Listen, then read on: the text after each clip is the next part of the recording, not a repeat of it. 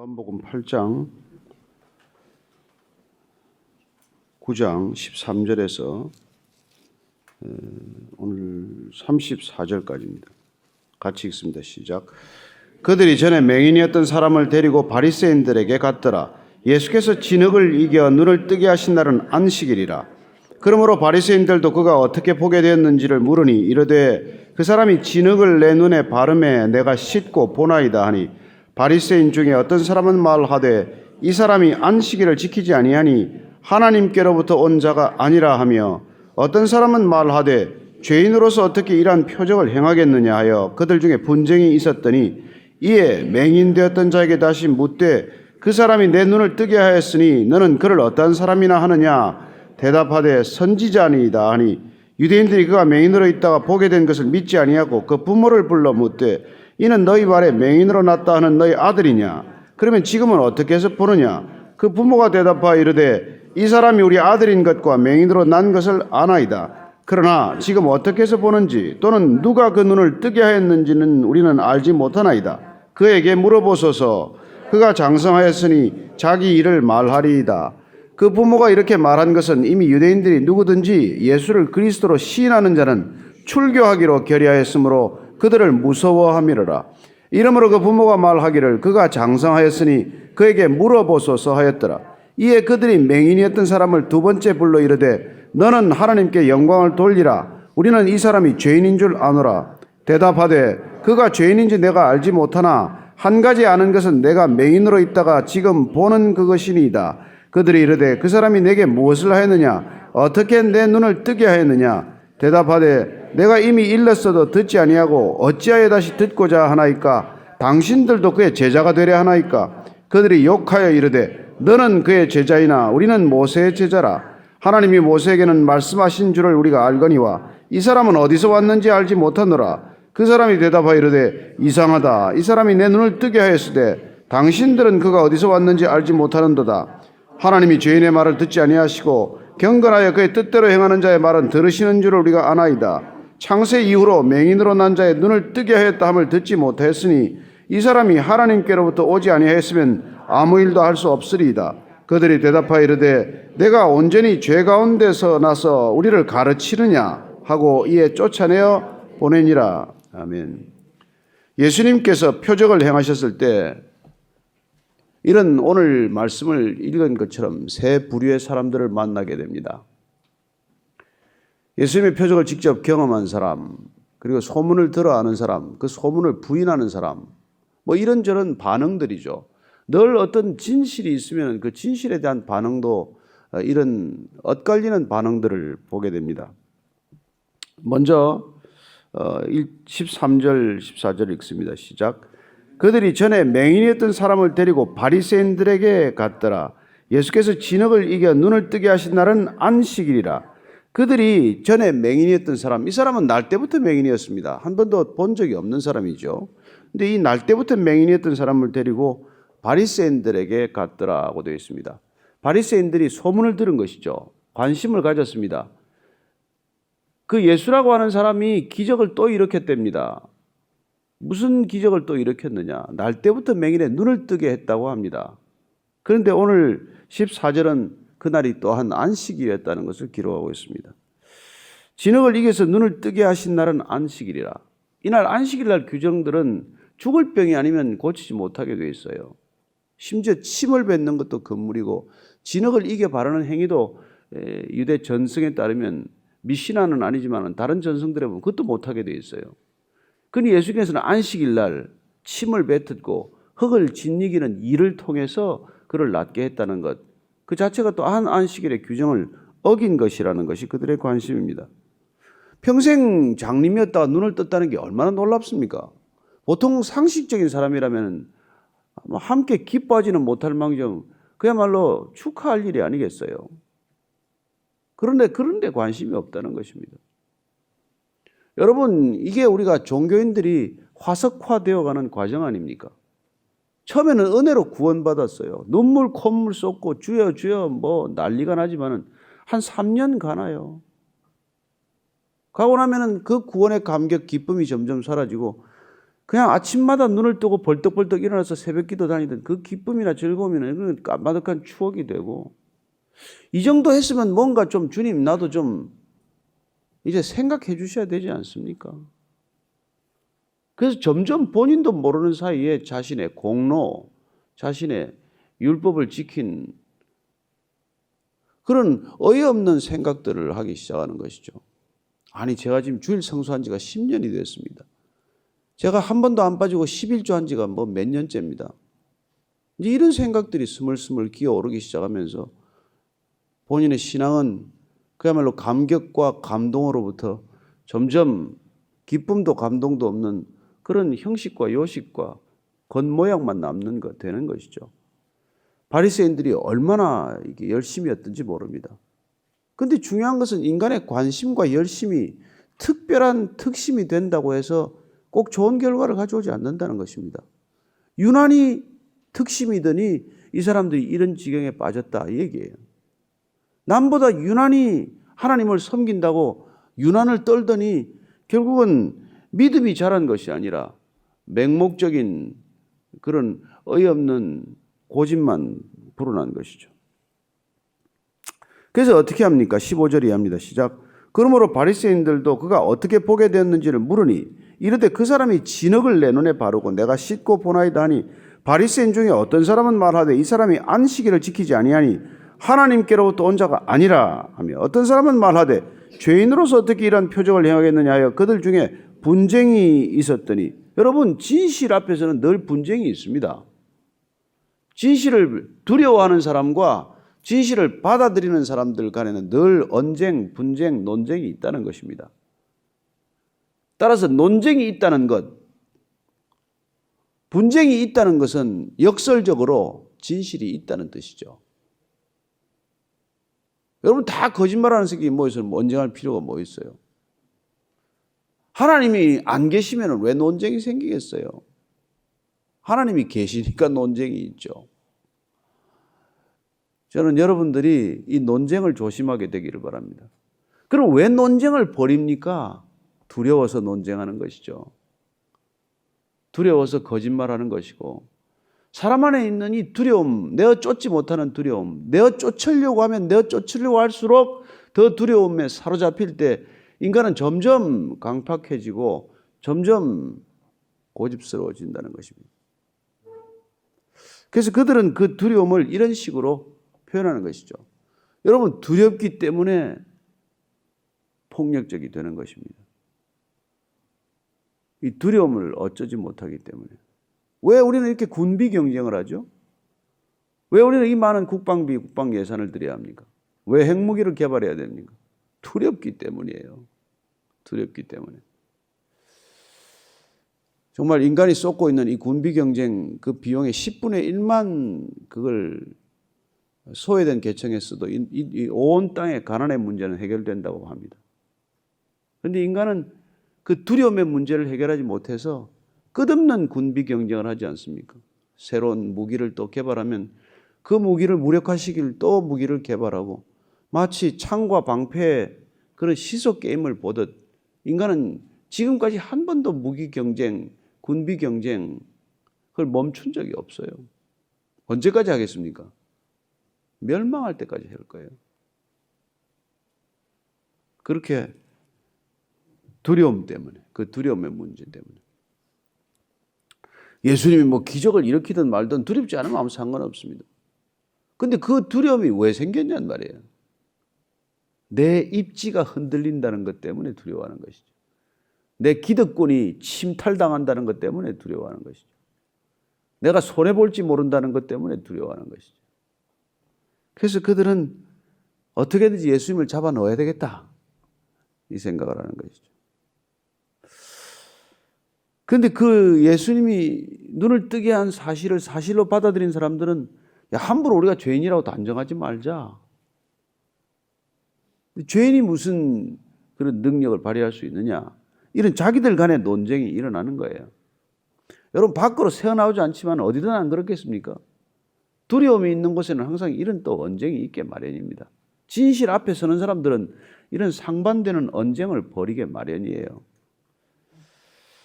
자, 17절 이하입니다. 시작. 이에 맹인되었던 자에게 다시 묻되 그 사람이 내 눈을 뜨게 하였으니 너는 그를 어떠한 사람이나 하느냐? 대답하되 선지자니이다. 선지자니이다. 여러분, 맹인이 눈을 뜬 것만이 아닙니다. 그는 눈을 떴더니 내 눈을 고쳐준 사람이 누구인지에 대해서도 눈을 뜨기 시작하는 거예요. 그는 그전에 그냥 뭐 한낱 선생쯤으로 여겼다가 마치 사마리아 우물가의 여인이 점점 대화를 하는 과정에 예수님이 그리스도라는 것을 깨달아가듯 발견하듯 눈을 뜨듯 이 맹인 또한 마찬가지죠. 그는 일껏 내 눈을 뜨게 한 분은 선지자구나. 어쩌면 이 사람 머릿속에는 엘리야가 스쳐갔을지도 모르죠. 요단강에 가서 몸을 씻으라, 7번 씻으라 말했더니 그 요단강에서 몸을 씻고 문둥병이 씻은 듯 사라졌던 나만 장군의 얘기를 기억하고 그렇게 병을 낫게 하는 분은 엘리야 같은 선지자가 아니냐 이런 생각을 했을 법하죠. 예, 그는 선지자라고 대답합니다. 그랬더니 18절 이하입니다. 시작. 유대인들이 그가 맹인으로 있다가 보게 된 것을 믿지 아니하고 그 부모를 불러 묻되 이는 너희 말에 맹인으로 났다 하는 너희 아들이냐? 그러면 지금은 어떻게 해서 보느냐? 이 맹인이 자꾸 눈을 뜨게 했습니다. 그분이 선지자입니다. 그러니까 믿을 수가 없고 믿지 않기로 결정했기 때문에 이제는 눈을 떴다는 사실조차 의심하기 시작을 하고 그 부모를 불러서 이제 청문회를 확장하는 거죠. 청문회 참고인으로 이제 부모를 또 소환한 겁니다. 청문회 열고 있는 이유는 뭡니까? 청문회를 소집한 이유는 안식일을 범했기 때문이고 그리고 이 거짓 죄인인 주제에 좌우지간 이 표적을 행한다고 하는 헛소문이 돈다고 생각했기 때문에 이제 버린 것 아니에요. 그리고는 그들은 그 맹인의 부모를 불러서 이제 문초를 하기 시작을 합니다. 자, 그 부모가 뭐라고 대답? 20절 이하입니다. 시작. 부모가 대답하여 이르되 이 사람이 우리 아들인 것과 맹인으로 난 것을 아나이다. 그러나 지금 어떻게 해서 보는지 또는 누가 그 눈을 뜨게 하였는지 우리는 알지 못하나이다. 그에게 물어보소서. 그가 장성하였으니 자기 일을 말하리이다. 그런데 이 부모가 이렇게 알면서도 모른다고 대답하는 건 또 거짓말하는 것이죠. 여러분, 아들이 눈을 뜨고 왔는데 왜 모르겠어요? 다 알겠죠. 그러나 이 사람은 또 누구를 두려워합니까? 이 바리새인들을 또 두려워하는 거예요. 바리새인들은 누구를 두려워합니까? 예수님을 두려워하잖아요. 예수님을 두려워하는 바리새인들을 두려워하는 그 또 아버지를 보게 된다는 것입니다. 여러분, 사람을 두려워하는 사람들을 우리는 또 자칫 두려워한다는 거예요. 여러분, 권력자들은 사람을 두려워합니다. 여론을 두려워합니다. 그 두려워하는 사람들을 또 두려워하는 사람들이 그렇게 많다는 거예요. 그래서 정권이 바뀔 때마다 벌벌 떠는 사람이 그렇게 많은 겁니다. 여러분, 권력적이 되는 까닭은 두려움이 없으면 권력적이 되지 않아요. 그런데 그렇게 사람을 두려워해서 권력적이 된 그 사람을 또 두려워한단 말이에요. 왜요?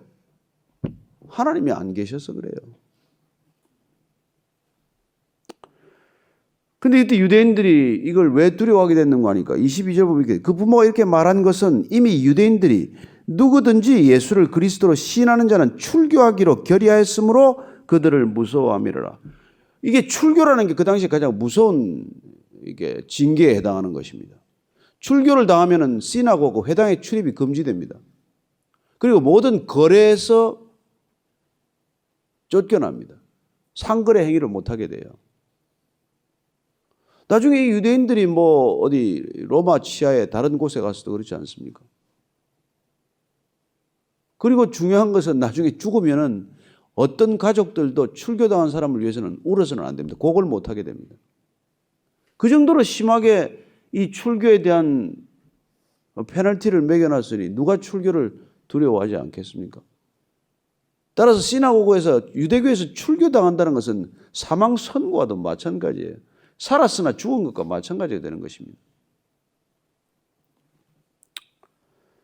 그랬더니 이 부모가 그 두려움 때문에 예수님 얘기를 할 수가 없는 거죠.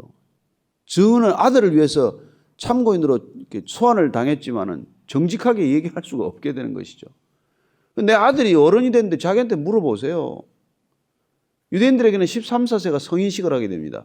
그러고 나면 본인들이 자기 책임하에 발언할 수 있고 그 발언에 대한 신빙성을 두게 돼 있어요. 그러니까 내 아들이 장성했으니까 아들한테도 물어보세요. 부모가 이렇게 말하는 것이죠. 그래서 또 이제 이들은 또 부릅니다. 두 번째 소환을 또 하는 거. 24절이 합니다. 시작. 이에 그들이 맹인이었던 사람을 두 번째 불러 이르되 너는 하나님께 영광을 돌리라. 우리는 이 사람이 죄인인 줄 아노라. 대답하되 그가 죄인인지 내가 알지 못하나 한 가지 아는 것은 내가 맹인으로 있다가 지금 보는 그것이니이다. 자, 이렇습니다. 예수님을 두려워하는 바리새인들을 두려워하는 맹인의 아버지. 그러나 이 맹인은 지금 담대하다는 것을 보십시오. 왜요? 경험했으니까. 눈을 떴으니까. 그게 뭡니까? 나는 그 사람이 죄인인지 아닌지는 모른다. 그러나 내가 아는 것은 내가 그전에는 못 보다가 지금은 본다. 이거는 움직일 수 없는 증거다. 이런 얘기를 하는 것이죠. 이게 여러분 증인 아닙니까? 증인. 내가 못 보다가 본다. 저와 여러분들이 그렇게 된 줄로 저는 믿습니다. 우리가 모르다가 알게 되었습니다. 못 보다가 보게 되었습니다. 안 보이던 것을 볼 수 있게 되었습니다. 이 세상이 안 보인다고 하는 것, 없다고 하는 것들을 우리는 보게 되었고 그것이 실제한다는 것을 알게 되었습니다. 그 증언 아니에요. 이 맹인의 증언과 우리가 복음을 전하는 복음의 증인된 것과 뭐가 다릅니까? 우리가 이런 증언을 할 수 있어야 한다는 것이죠. 근데 왜 이런 얘기를 잘 안 합니까? 두려워하기 때문에 안 하는 것이죠. 어떤 사람들은 뭐 식사 기도도 두려워서 못 합니다. 그래서 뭐 눈을 뜨고 속으로 하든지 안 그러면 잠깐 고개를 숙여 딱 들고 바로 밥을 먹는 사람도 있고. 뭐 식사 기도 꼭 해야 된다는 거 아닙니다. 뭐 옛날에 어떤 분은 식사 다 하고 나서 기도하면 왜 안 되냐고 그런 사람도 있으니까 뭐 왜 꼭 식전에 해야 됩니까? 뭐 그런 할 수 있어요. 그러나 그게 하든 안 하든 그 사람들을 위한 배려가 아니라 그 사람들을 위한 두려움이라면 우리가 좀 생각해 봐야 되는 것이죠. 그 사람들 배려해서 그럴 수도 있어요. 사랑하기 때문에 그럴 수도 있지만 그러나 두려워서 그런다는 것은 내 안에 큰 문제가 있다는 거예요.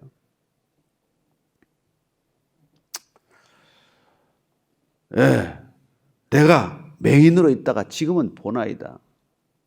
어메이징 그레이스가 뭡니까? 내가 그런 비참한 인간이었다가 내가 지금은 나음을 입었다는 것 아니에요. 내가 노예선 선장이었다가 지금은 내가 자유인이 되었다는 것 아닙니까? 그게 그레이스, 어메이징 그레이스 아닙니까? 그게 지금 맹인이 눈을 떴으니까 그보다 더 큰 어메이징 그레이스가 어디 있어요? 그걸 증언하는 것이죠. 난 못 보다가 보게 되었습니다. 자, 26절 이해합니다. 시작. 그들이 이르되 그 사람이 내게 무엇을 하였느냐? 어떻게 내 눈을 뜨게 하였느냐? 대답하되 내가 이미 일렀어도 듣지 아니하고 어찌하여 다시 듣고자 하나이까? 당신들도 그의 제자가 되려 하나이까? 이야, 이 정도 되면 뭐 완전 맹인한테 조롱당하는 거죠. 아니 대답했는데 왜 또 묻는 거예요? 같은 질문을 왜 되풀이하는 거예요? 에? 왜 이렇게 담대해졌어요? 여러분 지시를 가진 사람은 담대한 거죠. 왜 또 자꾸 묻습니까? 당신도 그분의 제자가 되고 싶습니까? 고를 확 질러버리네. 야, 이거 듣고 나서 욕이 입에 튀어나오지 않습니까? 그런데 그들이 욕을 하여 이르되 너는 그의 제자이나 우리는 모세의 제자라. 이렇게 모세의 제자라. 하나님이 모세에게 한 말씀하신 줄 우리가 알거니와 이 사람은 어디서 왔는지 알지 못하노라. 그렇습니다. 자기들은 모세의 제자다. 율법을 우리에게 전해준 모세, 우리는 제자이지만 예수의 제자는 아니다. 따라서 그들은 예언도 제대로 모른다는 것을 뜻합니다. 맹인의 눈을 뜨게 했다. 이 사실이 우리로서는 뭐 지금 뭐 별로 뭐 감동적이 아닐지 모르겠지만 그 당시에 단 한 번도 날 때부터 맹인이었던 사람이 눈을 떴다 이러면은 여러분들 이 사람들 뭘 생각했어야 합니까? 이사야를 생각했어야죠. 이사야가 700년 전에 오실 메시아는 어떤 일을 할지를 예언했고 그 예언이 지금 성취되고 있구나 이런 걸 한 번이라도 의심해 보거나 한 번이라도 이걸 되새겨 봐야 하지 않습니까? 이사야서 61장 한번 보십시다. 그리고 예수님께서는 이 이사야 61장 말씀을 가지고 본인의 메시아 되심을 증언하지 않았습니까? 자, 이사야서 61장 1절부터 3절까지 한번 큰 목소리 읽겠습니다. 시작. 주 여호와의 영이 내게 내리셨으니 이는 여호와께서 내게 기름을 부어사 가난한 자에게 아름다운 소식을 전하게 하려 하심이라. 나를 보내사 마음이 상한 자를 고치며 포로단 자에게 자유를, 갇힌 자에게 노임을 선포하며 여호와의 은혜의 해와 우리 하나님의 보복의 날을 선포하여 모든 슬픈 자를 위로하되 무릇 시온에서 슬퍼하는 자에게 화관을 주어 그의 죄를 대신하며 기쁨의 기름으로 그 슬픔을 대신하며 찬송의 옷으로 그 근심을 대신하시고 그들의 의의 나무 곧 여호와께서 심으신 그 영광을 나타낼 자라 일컬음을 받게 하려 하심이라. 이 예수님께서 메시아 되심을 선포하셨던 말씀입니다. 이사야서는 이것도 이런 말씀이 3번 이상 나옵니다. 눈먼 자에게 눈을 뜨게 하시고 하는 이 기적들을 보일 것이라는 얘기를 다 해주신 것이죠. 그랬더니 그 사람들은 도무지 우리는 그 사람의 죄인됨을 우리는 믿지 않을 수 없다. 모세의 제자이기 때문에. 자, 한 번 더 얘기하는 걸 듣습니다. 31절 이하입니다. 시작. 하나님이 죄인의 말을 듣지 아니하시고 경건하여 그의 뜻대로 행하는 자의 말은 들으시는 줄을 우리가 아나이다. 그 위에 30절 안 읽었네. 30절 같이 더 읽어야 되겠네. 시작. 그 사람이 대답하여 이르되 이상하다. 이 사람이 내 눈을 뜨게 했을 때 당신들은 그가 어디서 왔는지 알지 못하는도다. 나는 아는데 당신들은 모릅니까? 이런 얘기죠. 나는 눈을 떠서 알게 되는데 당신들은 본다고 하는데 모르겠습니까? 이런 얘기죠. 그리고 하나님이 죄인의 말을 듣겠습니까? 하나님께서는 죄인의 말을 안 듣고 하나님의 뜻대로 행하는 자의 말을 듣지 않습니까? 그리고 그는 담대하게 이렇게 선포합니다. 32절 이하를 읽고 마칠게요. 시작. 창세 이후로 맹인으로 난 자의 눈을 뜨게 하였담을 듣지 못했으니 이 사람이 하나님께로부터 오직 아니하였으면 아무 일도 할 수 없으리이다. 그들이 대답하여 이르되 내가 온전히 죄 가운데서 나서 우리를 가르치느냐 하고 이에 쫓아내어 보내니라. 결국 이 맹인은 눈을 뜨고 예수님이 누군지를 점점 깨달아가고 알아가고 있는 반면에 여전히 모세 제자라고 주장하는 이 바리새인들은 예수님에 대해서 장님 상태를 벗어나지 못하고 있다는 것입니다. 이게 우리가 신앙의 역설이에요. 요한복음의 역설입니다. 본다고 하는 자들은 보지 못한다. 빛 가운데 걸어간다고 하는 자들은 어둠 속을 여전히 헤매고 있다. 그러나 어둠 속에 있지만 빛으로 오신 그분의 빛을 받은 자들은 눈을 뜨게 되고 진실로 보게 되고 예수가 그리스도인 줄 알게 된다. 이게 요한복음 전체의 주제예요. 우리 신앙의 주제이기도 합니다. 우리가 세상에서 정말 뭘 좀 안다고 생각하고 뭐 하나 된 것처럼 살았지만 그러나 정작 예수님에 대해서는 눈먼 자로 살다가 성경을 통해서 기도를 통해서 주님을 점점 알아가면서 우리가 가진 것들이 얼마나 하찮은 것들이며 우리가 자랑하는 것들이 얼마나 쓸모없는 것들이며 사도 바울의 골백처럼 그런 분토와도 같은 것, 쓰레기와도 같은 것, 그걸 가지고 조금 더 자랑하고 그걸 가지고 조금 더 우쭐대고 살아가는 이 세상 속에서 본다고 하나 보지 못하고 늘 어둠 속을 헤매는 그런 실존과도 같은 인생, 주 앞에서 비로소 눈을 뜨고 참으로 보게 되었나이다. 이런 고백이 저와 여러분들의 고백이 될 줄로 믿습니다. 여러분, 이 고백이 흔들림 없는 고백이 될 때 담대한 고백이 된다는 것입니다. 거짓의 진술을 거부하고 진정한 진실된 진술을 시작한다는 거예요. 누가 물어도 그렇습니다. 따라서 그분이 우리 안에 오셨을 때 우리는 정직한 질문, 대담한 질문, 그리고 솔직한 질문을 하게 되고 또 정직한 대답, 솔직한 대답을 하게 된다는 것입니다. 그 아버지는 두려워하지만 정작 눈이 뜬 이 맹인은 두려워하지 않습니다. 저와 여러분들이 정말 눈을 떴다면 우리는 이 세상에 대해서 하나님을 두려워하는 이 세상의 앞에서 우리가 정직하게 대답할 수 있을 줄로 믿습니다. 저는 눈을 떴습니다. 비로소 눈을 떴습니다. 저는 이제 비로소 안 보이던 것을 보게 되었습니다. 그렇게 증언하는 저와 여러분 되기를 축복합니다. 기도할 때 여러분들이 마음 아픈 눈먼 자들을 위해 기도하십시오. 그들은 본다고 하나 보지 못하는 자들입니다. 주님, 그들의 눈도 뜨게 해 주십시오. 저 같은 사람의 눈도 뜨게 하셨는데 그 사람 눈은 왜 못 뜨게 하시겠습니까? 그렇게 기도하는 아침이 되길 원합니다. 같이 한번 기도하십시다. 하나님 아버지, 주님, 24시간을 밝혀놓고 사는 세상이지만 여전히 짙은 어둠 가운데 있습니다. 수많은 지식들이 있고 핸드폰만 켜면 모든 지식이 내 손에 있다고 말하지만, 그러나 정말 세상은 여전히 여러분 모르는 것 투성입니다. 하나님 아버지, 주님, 우리의 눈을 뜨게 하신 사실을 우리가 담대히 증언할 수 있는 믿음 되게 하여 주옵소서. 두려워하지 않는 믿음 되게 하여 주옵소서. 하나님, 세상을 두려워하지 않게 하여 주옵소서. 담대히 세상에 맞설 수 있는 우리의 믿음 되게 하여 주옵소서.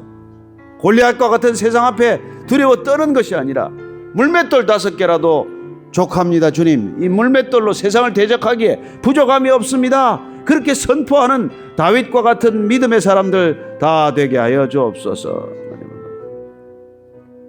하나님 아버지, 이 세상 거대한 세상 같지만은 한 줌 모래와도 같은 세상, 한낱 티끌과도 같은 세상입니다. 이 세상 두려워하지 않게 하시고 이 세상 속에서 두려움에 떨고 있는 사람들을 두려워하지 않게 하여 주옵소서. 하나님, 두려움에 사로잡혀 있는 사람들에게 담대히 입을 열어 내가 보지 못하다가 보게 되었노라 증언하는 믿음의 사람들 되게 하여 주옵소서. 이제는 십자가에서 손에 못 박히고 창에 옆구리 찔리고 육신의 생명 다하면서도 세상을 이겼노라 선포하신 우리 구주 예수 그리스도의 은혜와 하나님 아버지의 놀라운 사랑과 성령의 기름 부으심 충만하게 하심, 빼앗기지 않는 기쁨을 허락하심이 오늘 하루 살아가는 믿음의 담대한 증인들 위해 지금부터 영원까지 함께 하시기를 간절히 축원하옵나이다. 아멘.